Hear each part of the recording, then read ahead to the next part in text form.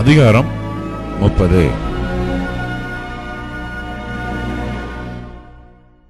பாவத்தோட பாவத்தை கூட்டும்படி என்னை அல்லாமல் ஆலோசனை பண்ணி என் ஆவியை அல்லாமல் தங்களை மூடிக்கொள்ள பார்க்கிறவர்களும் என் வாக்கை கேளாமல் பார்வோனின் பலத்தினாலே பலக்கவும் எகிப்தின் நிழலிலே ஒதுங்கவும் வேண்டும் என்று எகிப்துக்கு போகிறவர்களுமாகிய முரட்டாட்டமுள்ள புத்திரருக்கு ஐயோ என்று கர்த்தர் சொல்லுகிறார். பார்வோனுடைய பலன் உங்களுக்கு வெட்கமாகவும் எகிப்தினுடைய நிழல் ஒதுக்கு உங்களுக்கு இலச்சையாகவும் இருக்கும். அவர்கள் பிரபுக்கள் சோவானிலே போய் அவர்கள் ஸ்தானாபதிகள் ஆனேஸ் மட்டும் சேருகிறார்கள். ஆனாலும் தங்கள் சகாயத்துக்கும் பிரயோஜனத்துக்கும் உதவாமல் வெட்கத்துக்கும் நிந்தைக்குமே உதவும் ஜலத்தினாலே யாவரும் வெட்கப்படுவார்கள்.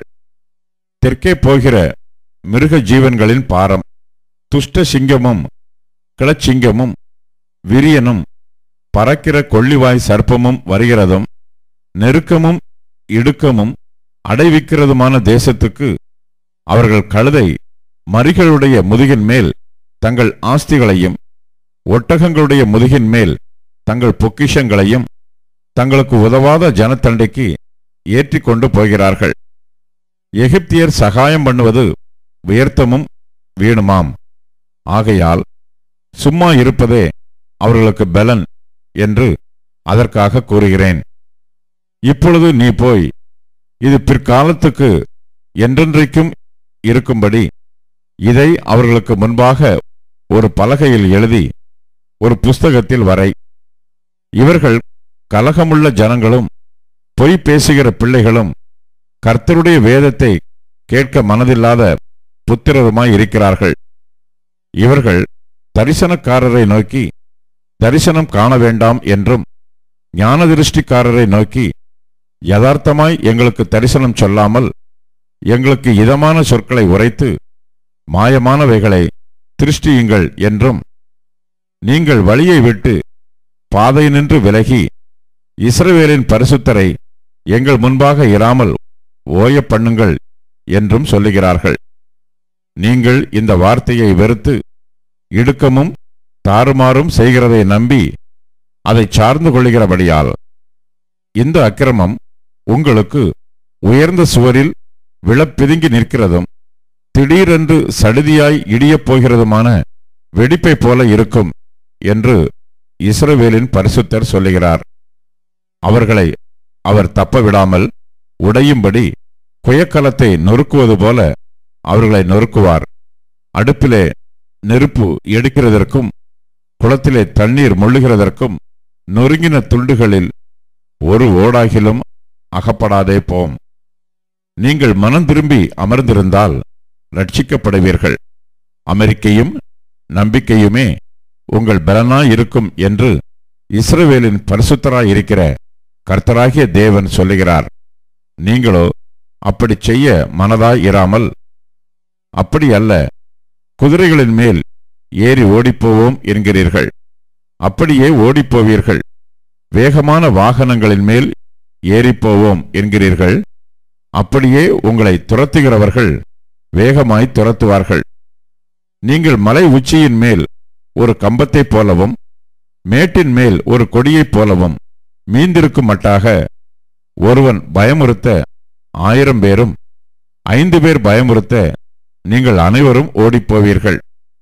ஆனாலும் உங்களுக்கு இறங்கும்படி கர்த்தர் காத்திருப்பார். உங்கள் மேல் மனதுருகும்படி எழுந்திருப்பார். கர்த்தர் நீதி செய்கிற தேவன். அவருக்கு காத்திருக்கிற அனைவரும் பாக்கியவான்கள். சீயோனைச் சேர்ந்த ஜனங்கள் எருசலேமில் வாசமாயிருப்பார்கள். இனி நீ அழுது கொண்டிராய். உன் கூப்பிடுதலின் சத்தத்துக்கு அவர் உருக்கமாய் இறங்கி அதை கேட்டவுடனே உனக்கு மறு உத்தரவு அருளுவார். ஆண்டவர் உங்களுக்கு துன்பத்தின் அப்பத்தையும் உபத்திரவத்தின் தண்ணீரையும் கொடுத்தாலும் உன் போதகர்கள் இனி ஒருபோதும் மறைந்திருக்க மாட்டார்கள். உன் கண்கள் உன் போதகர்களை காணும். நீங்கள் வலதுபுறமாய் சாயும் போதும் இடதுபுறமாய் சாயும் போதும் வழி இதுவே, இதிலே நடவுங்கள் என்று உங்களுக்கு பின்னாலே சொல்லும் வார்த்தையை உங்கள் காதுகள் கேட்கும். உன் சுரூபங்களை மூடிய வெள்ளி தகட்டையும் உன் விக்கிரகங்களின் பொன் ஆடை ஆபரணத்தையும் தீட்டாக எண்ணி அவைகளை தீட்டுப்பட்ட வஸ்திரம் போல எரிந்துவிட்டு அதை சீ போ என்பாய். அப்பொழுது நீ நிலத்தில் விதைக்கும் உன் விதைக்கு அவர் மழையையும் நிலத்தின் பலனாகிய ஆகாரத்தையும் தருவார். அது கொழுமையும் புஷ்டியுமாயிருக்கும். அக்காலத்திலே உன் ஆடு மாடுகள் விஸ்தாரமான மேய்ச்சலுள்ள ஸ்தலத்திலே மேயும். நிலத்தை ஒழுகிற எருதுகளும் கழுதை மறிகளும் முரத்தினாலும் தூற்றுக்கூடையினாலும் தூற்றப்பட்ட ருசியுள்ள கப்பிகளை தின்னும்.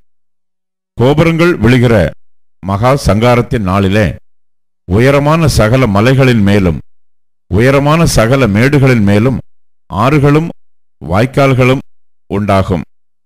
கர்த்தர் தமது ஜனத்தின் முறிவை கட்டி அதன் அடிக்காயத்தை குணமாக்கும் நாளிலே சந்திரனுடைய வெளிச்சம் சூரியனுடைய வெளிச்சத்தைப் போலவும் சூரியனுடைய வெளிச்சம் 7 அத்தனையாய் 7 பகலின் வெளிச்சத்தைப் போலவும் இருக்கும். இதோ கர்த்தருடைய நாமம் தூரத்திலிருந்து வரும். அவருடைய கோபம் எரிகிறதும் கனன்று புகைகிறதுமாயிருக்கும். அவருடைய உதடுகள் சினத்தால் நிறைந்து அவருடைய நாவு பட்சிக்கிற அக்னி போல இருக்கும். நாசம் என்னும் சல்லடையிலே ஜாதிகளை அரிக்கும்படிக்கு அவர் ஊதும் சுவாசம் கழுத்து மட்டும் எட்டுகிற ஆற்று வெள்ளத்தைப் போலவும் ஜனங்களுடைய வாயிலே போட்டு அலைக்கழிக்கிற கடிவாளத்தைப் போலவும் இருக்கும். பண்டிகை ஆசரிக்கப்படும் ராத்திரியிலே பாடுகிறது போல பாடுவீர்கள். கர்த்தருடைய பர்வதமாகிய இஸ்ரவேலின் கன்மலை அண்டைக்கு போக நாகசுரத்தோடு நடந்து வருகிற போது மகிழ்கிறது போல மகிழுவீர்கள். கர்த்தர் மகத்துவமானவர். தமது சத்தத்தை கேட்க பண்ணி உக்கிர கோபத்தினாலும் பட்சிக்கிற அக்கினி ஜுவாலையினாலும் இடி பெருவெள்ளம் கல் மழையினாலும் தமது புயத்தின் வல்லமையை காண்பிப்பார். அப்பொழுது தண்டாயுதத்தினால் அடித்த அசீரியன் கர்த்தருடைய சத்தத்தினாலே நொறுங்குண்டு போவான். கர்த்தர் அவன் மேல் சுமத்தும் ஆக்கினை தண்டம் செல்லுமிடமெங்கும் மேளங்களும் வீணைகளும் அதனுடன் போகும். கொடிய யுத்தங்களினால் அவனை எதிர்த்து யுத்தம் செய்வார்.